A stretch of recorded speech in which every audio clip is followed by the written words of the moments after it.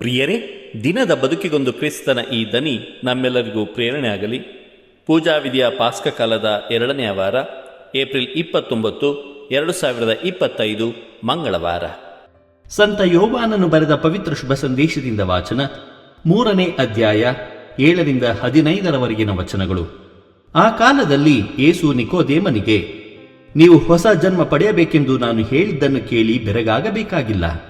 ಗಾಳಿ ತನಗೆ ತೋಚಿದ ಕಡೆ ಬೀಸುತ್ತದೆ, ಅದರ ಸದ್ದು ನಿನಗೆ ಕೇಳಿಸುತ್ತದೆ, ಆದರೆ ಅದು ಎಲ್ಲಿಂದ ಬರುತ್ತದೆ, ಎಲ್ಲಿಗೆ ಹೋಗುತ್ತದೆ ಎಂಬುದು ನಿನಗೆ ತಿಳಿಯದು. ದೇವರ ಆತ್ಮನಿಂದ ಹುಟ್ಟಿದ ಪ್ರತಿಯೊಬ್ಬನು ಅದರಂತೆಯೇ ಎಂದು ಹೇಳಿದರು. ಅದಕ್ಕೆ ನಿಕೋದೇಮನು, ಇದೆಲ್ಲ ಹೇಗೆ ಸಾಧ್ಯ ಎಂದು ಕೇಳಿದನು. ಆಗ ಯೇಸು, ಇಸ್ರಾಯೇಲಿನ ಹೆಸರಾಂತ ಬೋಧಕನಾದ ನಿನಗೆ ಇದು ಅರ್ಥವಾಗಲಿಲ್ಲವೇ? ನಾನು ನಿನಗೆ ಸತ್ಯವಾಗಿ ಹೇಳುತ್ತೇನೆ ಕೇಳು. ನಮಗೆ ತಿಳಿದುದನ್ನೇ ಕುರಿತು ನಾವು ಮಾತನಾಡುತ್ತೇವೆ, ನಾವು ಕಂಡದ್ದನ್ನು ಕುರಿತು ಸಾಕ್ಷಿ ನೀಡುತ್ತೇವೆ. ಆದರೂ ನಮ್ಮ ಸಾಕ್ಷ್ಯವನ್ನು ನೀವು ಒಪ್ಪಿಕೊಳ್ಳಲು ಸಿದ್ಧರಿಲ್ಲ.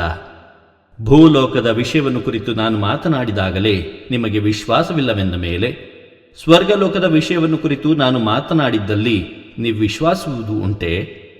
ಸ್ವರ್ಗಲೋಕದಿಂದಲೇ ಇಳಿದು ಬಂದ ನರಪುತ್ರನೇ ಹೊರತು ಬೇರೆ ಯಾರೂ ಸ್ವರ್ಗಕ್ಕೆ ಏರಿ ಹೋದವರಿಲ್ಲ. ಮೋಶೆ ಮರುಭೂಮಿಯಲ್ಲಿ ಸರ್ಪವನ್ನು ಮೇಲಕ್ಕೆ ಏರಿಸಿದನು. ಅಂತೆಯೇ ನರಪುತ್ರನಲ್ಲಿ ವಿಶ್ವಾಸವಿಟ್ಟವರೆಲ್ಲರೂ ನಿತ್ಯ ಜೀವವನ್ನು ಪಡೆಯುವಂತೆ ನರಪುತ್ರನನ್ನು ಸಹ ಮೇಲಕ್ಕೆ ಏರಿಸಬೇಕು. ಪ್ರಭುವಿನ ಶುಭ ಸಂದೇಶ.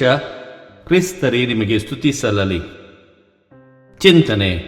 ಯೇಸುವಿನಲ್ಲಿ ವಿಶ್ವಾಸವಿಡುವ ಪ್ರತಿಯೊಬ್ಬನು ನಿತ್ಯ ಜೀವ ಪಡೆಯುವನು.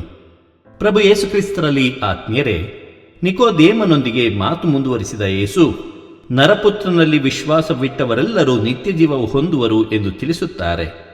ಮರಳುಗಾಡಿನಲ್ಲಿ ದೇವರು ಇಸ್ರಾಯೇಲರನ್ನು ವಿಷಸರ್ಪದಿಂದ ರಕ್ಷಿಸಿದ ಹಾಗೆ ನರಪುತ್ರನು ಶಿಲುಬೆಯ ಮೇಲೆ ಮಡಿಯುವುದರ ಮೂಲಕ ಮನುಕುಲವನ್ನು ರಕ್ಷಿಸುವರು ಎಂದು ಮುಂತಿಳಿಸುತ್ತಿದ್ದಾರೆ.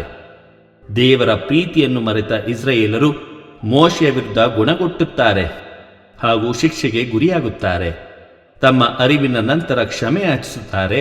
ದೇವರ ಆಜ್ಞೆಯ ಮೇರೆಗೆ ಮೋಶೆಯು ಕಂಚಿನ ಸರ್ಪವನ್ನು ಸ್ಥಾಪಿಸಿ ಇಸ್ರಾಯೇಲರ ಪ್ರಾಣ ರಕ್ಷಿಸುತ್ತಾನೆ. ಅದೇ ರೀತಿ ಪಾಪ ತೊರೆದು ಯೇಸುವಿನಲ್ಲಿ ವಿಶ್ವಾಸವಿಡುವ ಪ್ರತಿಯೊಬ್ಬನು ನಿತ್ಯ ಜೀವ ಪಡೆಯುವನೆಂದು ಇಂದಿನ ಶುಭ ಸಂದೇಶ ನಮಗೆ ತಿಳಿಯಪಡಿಸುತ್ತದೆ. ದೇವರು ನಮ್ಮೆಲ್ಲರನ್ನು ಆಶೀರ್ವದಿಸಲಿ.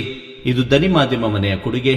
ಧ್ವನಿ ವಂದನೆಯ ಸ್ವಾಮಿ ಶಾಂತಕುಮಾರ್ ಜೆ, ಬೆಂಗಳೂರು ಮಹಾಧರ್ಮ. ಪ್ರಿಯರೇ, ಈ ಚಾನೆಲ್ ಅನ್ನು ಸಬ್ಸ್ಕ್ರೈಬ್ ಮಾಡಿ ಪ್ರತಿದಿನ ದೇವರ ವಾಕ್ಯವನ್ನು ಆಲಿಸುತ್ತಾ ಅದನ್ನು ಇತರರೊಂದಿಗೆ ಹಂಚಿಕೊಳ್ಳಲು ನಮಗೆ ನೆರವಾಗಿರಿ. ಧನ್ಯವಾದಗಳು.